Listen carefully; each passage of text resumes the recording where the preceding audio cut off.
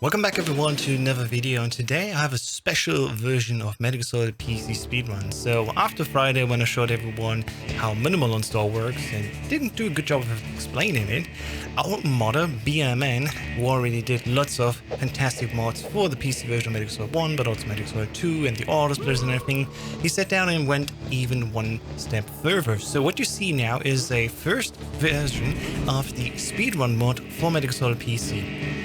So instead of just removing cutscenes that we don't need anymore with the minimal install method, additionally also we modify the game itself. And this is the run that led me to just try it out.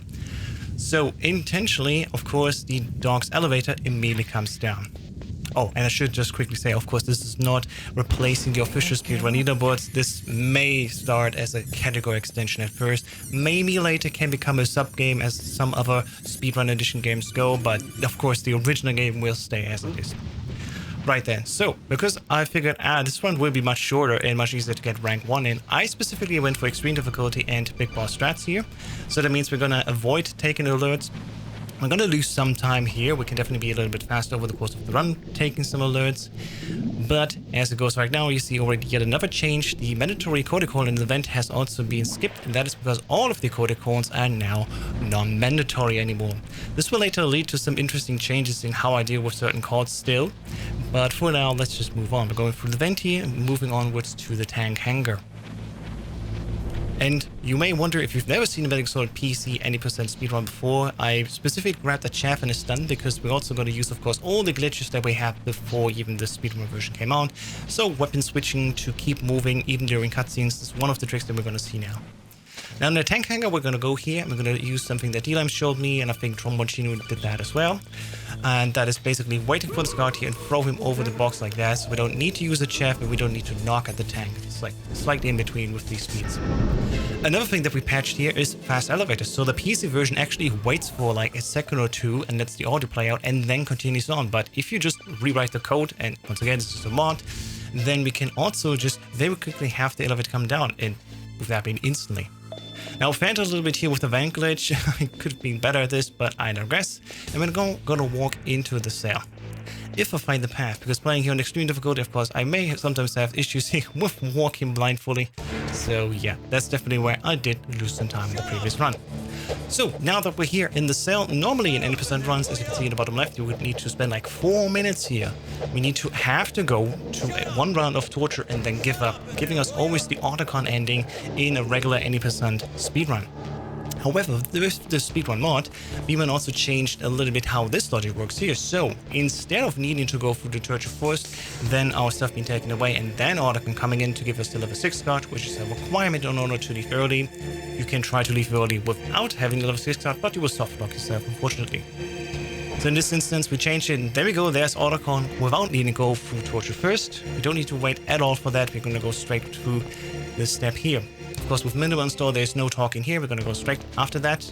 And now it's time to escape. I'm going to use here a trick in the integral version where I double tap first person view and then can go as close as possible to the door. We're going to align ourselves, prepare the ketchup, and prepare the level 6 card. Did you know, if you choke at a guard and then equip an item, then you let go of the guard a little bit faster rather than just waiting for him to drop to the floor. It goes even faster if you have a weapon in your hands, but unfortunately in this situation right now, we don't have a weapon at all. Alright, Johnny finds us, now it's time to escape.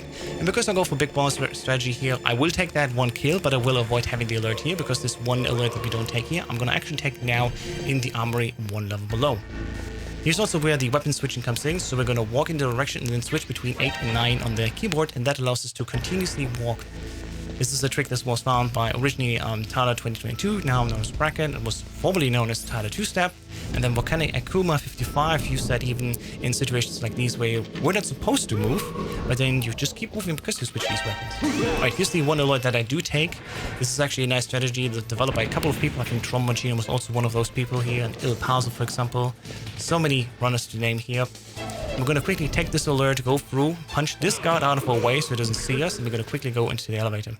I crouch here because the panel is not active during the cooldown of the alert, but as soon as I stand up, I can use the panel so I don't need to turn around into it. And once again, because we have instant elevators, we can leave even a little bit faster.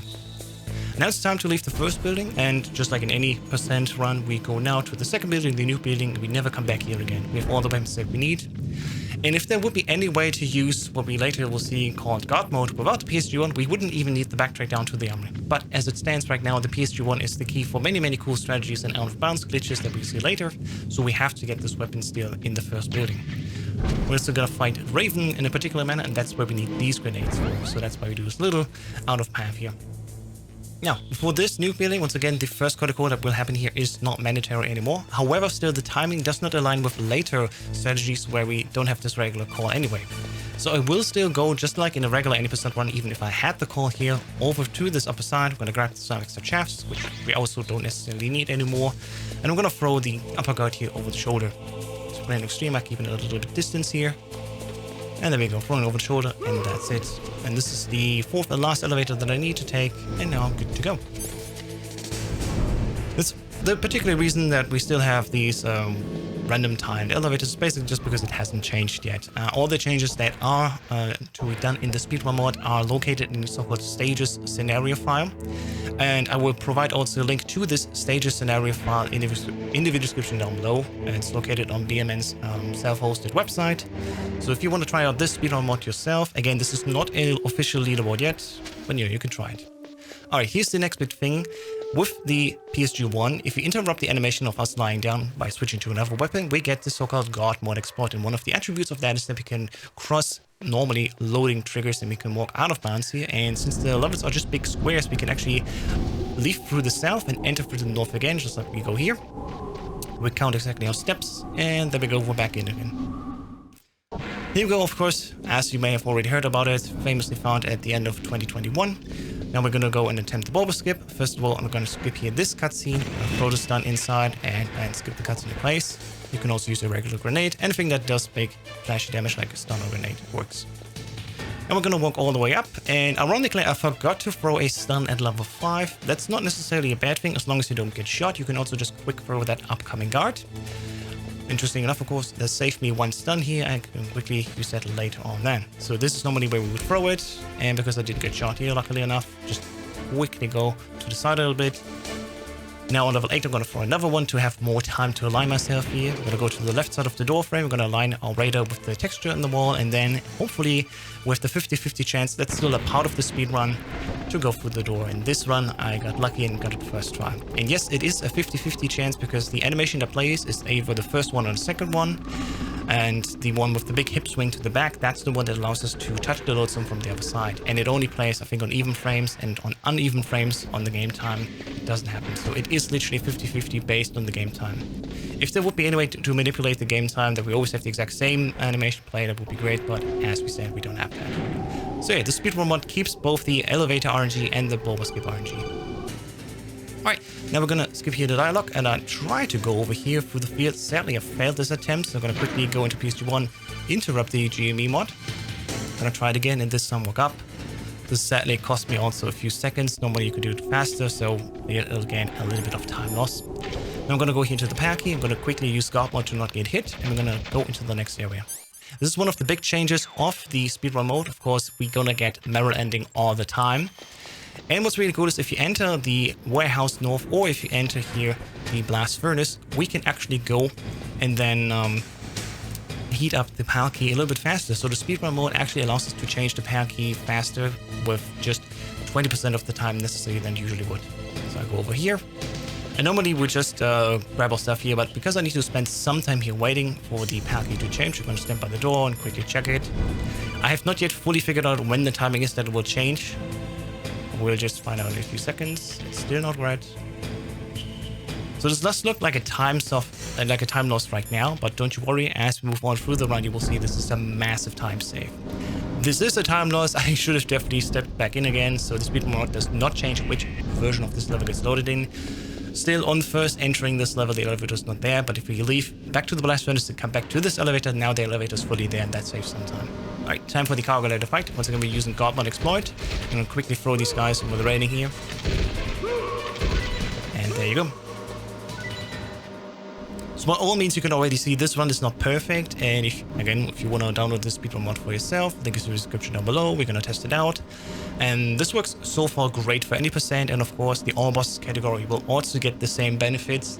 Plus, you're currently collecting for more ideas what else we want to change for the all bosses category. For example, maybe change the PS1 location to be part of the new building, so we don't need to backtrack from Underground Passage Wolf 1 all the way back to the first building, but instead can do it like we do in TTS, for example. That's one of the ideas currently happening.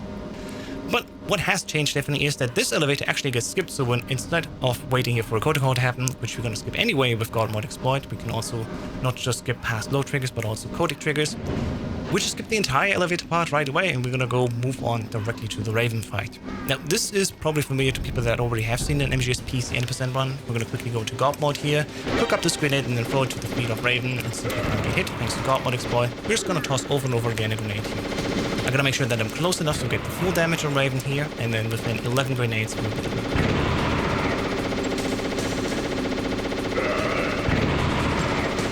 While this looks slow, I just cannot throw the grenades faster because there are certain iframes happening within Raven after he gets damaged once.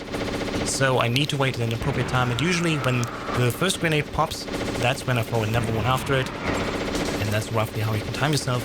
You can do this even slower to be absolutely sure, but you want to be as close as possible, throwing the grenade basically as the previous one explodes. Now that we're done here, once again this code call after the Raven fight can be skipped, and we just immediately move on.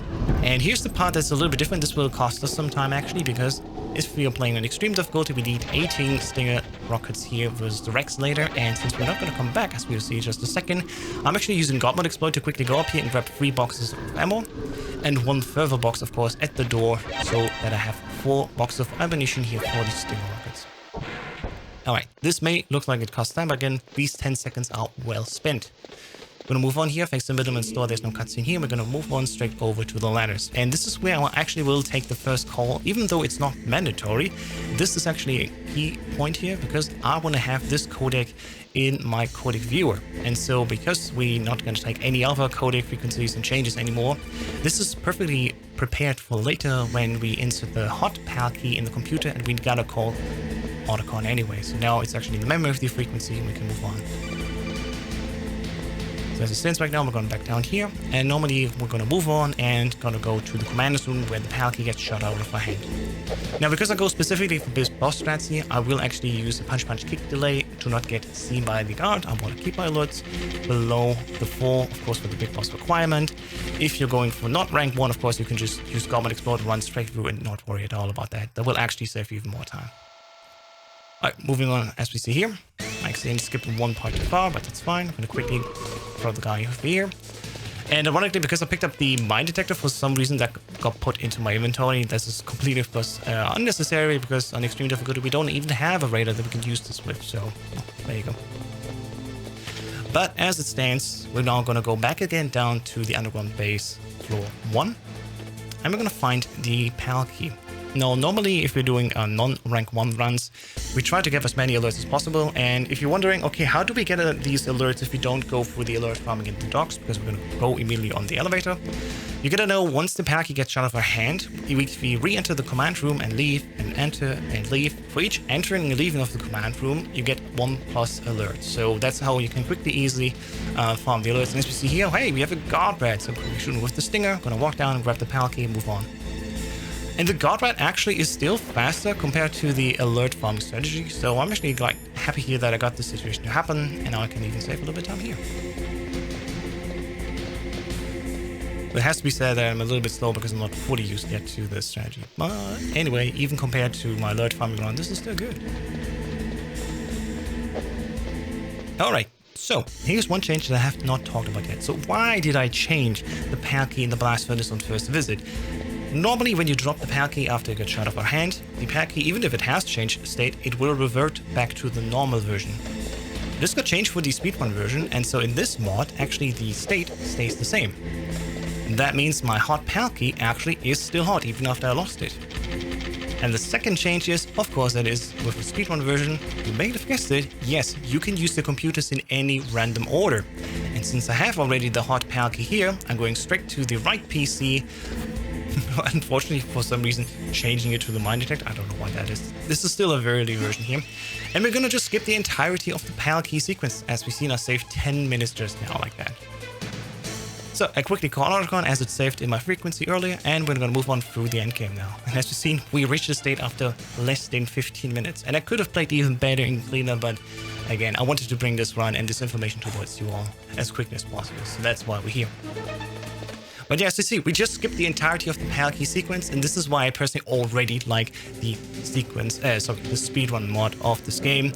Yes, it takes some parts away that maybe are more key to the experience of Metal Gear Solid, but on the other hand, as a speedrunner, spending 10 minutes just cooling and heating up a key, I'm quite bored. So once again, utilizing here the God mod exploit, I can just stand in front of the racks and not need to do anything. And if you maybe think, oh, that's cheating, yeah, this is cheating. What do you want? It's a speed run. I play as fast as possible, and having God mode is one of the greatest things that was found in early 2017, April 1st, funny enough. And so we're gonna go through here, and I'm gonna just do the Rex Vision. Of course, we're also not gonna go and hear the Grey Fox speech, which would be skipped anyway thanks to minimal install, but in the speedrun version, we don't even load that up. We load immediately into the next phase here of Metal Gear Rex. So here you go. Just gonna stand here, hoping for him to come close mid-range. If he goes all the way back, that takes actually some time. And as we got almost lucky here, you don't do this one. So, speedrun version, of course, also skips the entire dialogue here from Liquid, and we're gonna immediately start with the fight, basically just as if we just loaded from a save.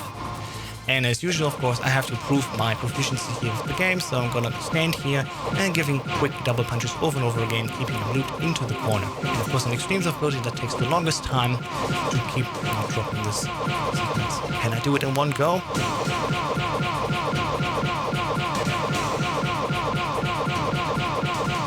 Yes, I absolutely can.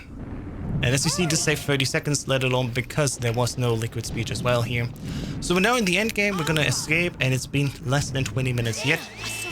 And I gotta say, yeah, again, I could have played even better here, but I got the bubble skip first try, I got a guard rat, so did not need to wait. The rat RNG is also a factor still in the speedrun version, so you could say there are 3 factors of RNG still in the speedrun, which makes this a little bit more challenging. The elevator or the speeds that the elevators come towards you is randomized. If you hit or hit not, the animation for bubble skip is still sort of randomized. It's basically HD, but you know what I mean. And of course, the PAL key locations and the rat, both, depending on which version you go with, are also still randomized. So it's not a given that you always get guard rat or get the guard PAL key. That is still the same as in a usual speedrun. But here we go, checkpoint 1, quick lining as we usually do. We shoot the barrels here and prepare here for checkpoint 2 by lining with this texture at the wall. And I gotta be waiting here quickly so that we shoot a little bit later. We don't want to shoot the right guard. He's actually already at a good position for us. We're gonna shoot a little bit later to hit the middle and left one, and we're gonna tackle the left one first. And we need here 7 shots on extreme difficulty. There's also all of these guards with body armor, so it's a little bit longer to take them down for the slow difficulties. And here we go, ready. We're now at the final part of the speedrun. The last bit of the escape sequence. The fight versus Liquid. And thanks to the auto-splitter providing us also some more information, we can also see here how much health Liquid still has left, and we know of course how many times we need to shoot him here. In this instance, on extreme difficulty, we need to shoot him 30 times, and after 30 shots, then the fight is over. Once again, this is a sequence that I'm not the best at, so forgive me if I'm missing a few shots, but I still hope that you enjoyed the speedrun so far. Again, this is a speedrun mod. This will not be replacing the official leaderboards on speedrun.com or speedrun.com/mgs1. But hopefully, if this finds more people that like this version of the game, and fairly like to say this is a big change that definitely improves at least a lot of the quality of life on this run, yeah, maybe we can make it that enough interest is there to grant basically a speedrun edition game for Metal Gear Solid 1 on speedrun.com. Again, this is not uncommon. There's also a Portal 2 speedrun version, for example, or a Super Mario Bros. 3 speedrun version, which changes the game a little bit. Considered to be like a ROM hack. Speaking of ROM hack, Lehman has also voiced that maybe if there's enough interest, he might try to do the same changes he did for the PC version as well for the console version. So if you're running an emulator, you could theoretically play this game in the same manner, but with the console strats. So without God mode exploit and some other stuff, and being closer to the console experience, but still having, for example, the penalty skip as a factor. And of course the fast talks, of course the rank glitch being so much faster. Like, so many aspects have been changed outside of just the tricks that PC Speedrun uses. So I'm very excited to bring it towards. You can maybe hear it in my voice. This is an exciting time to be around. But yeah, here we go. We're just a few more shots away. 2 more. 1 more shot, and then we're done with this run. And this is officially a big boss rank speedrun. Now, of course, you can think, that's not skillful at all because I used all the glitches. Yeah, but that's the category, and this is basically just a showcase to show you where this can go. And of course, because this is a speedrun version, we're also not going to go listen to any of the dialogues. We're not going to see any of the codecs and credits. We're going straight to the score screen. And so this is basically the world's first speedrun of the speedrun edition of Metal Gear Solid 1 with rank 1 on extreme difficulty. I hope you liked it. Let me know in the comments down below what changes you would like to see. And of course, if you are interested in maybe making this a full game on speedrun.com as its own separated subgame, maybe I think there is definitely something here that can get a lot of interest from runners. But until then, my name is Hostis, and I thank you all for watching.